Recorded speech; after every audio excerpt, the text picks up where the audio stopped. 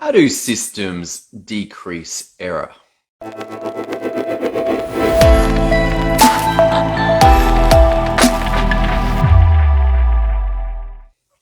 This is one of the significant benefits of a system, or in a business, multiple systems, that they significantly decrease error rates. Because when you have errors, then this costs you money, this costs you time, this costs you headaches, this costs you profit. This is all very not good things to have. And so you might wonder, well, how is it that systems do actually decrease errors?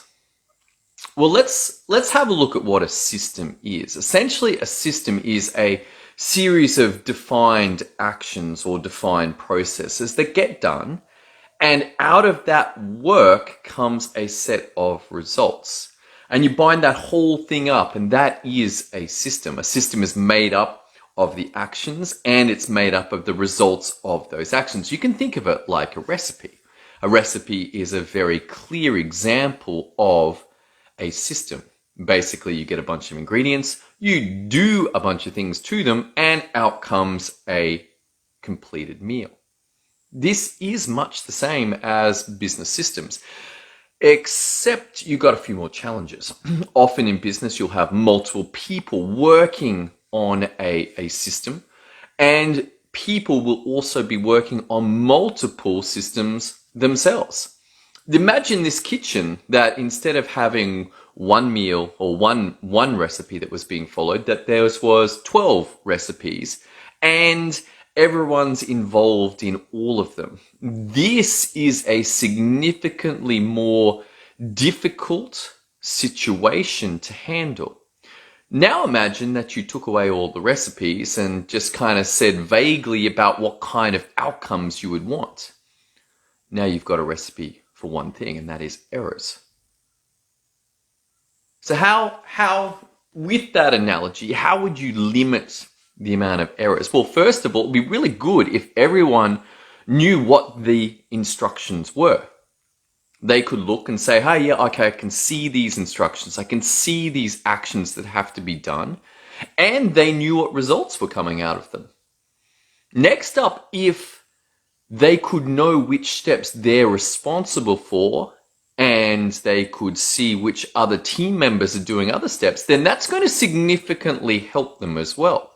They're going to be able to know what's to come later or what's already been done. They can see what work's happening by their colleagues, and they can make adjustments. They can say, hey, you're falling behind with this recipe over here. I'm going to come across and help you there. But this requires them to have the instructions, to know what they're actually producing, and use the right recipes.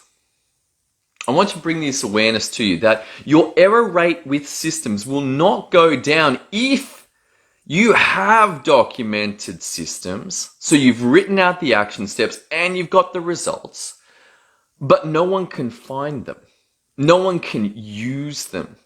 This is a significant problem. It's almost the same as if you didn't have them at all, or that you had documented them and then not kept them up to date.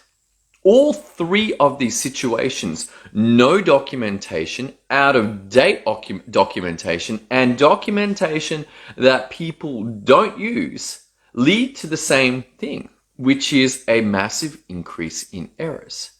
So your real challenge is, first of all, knowing what a system is and how to build them. And then your second challenge is getting your team to consistently use them.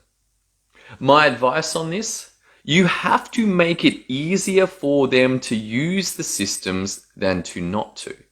That they have to be able to easily and quickly go, yep, that's the system that we need. That's the results that we're after. Deploy that system and then just execute it. And that has to be done in a way that is easier than them trying to work out or remember how to get those results just by problem solving or just from memory.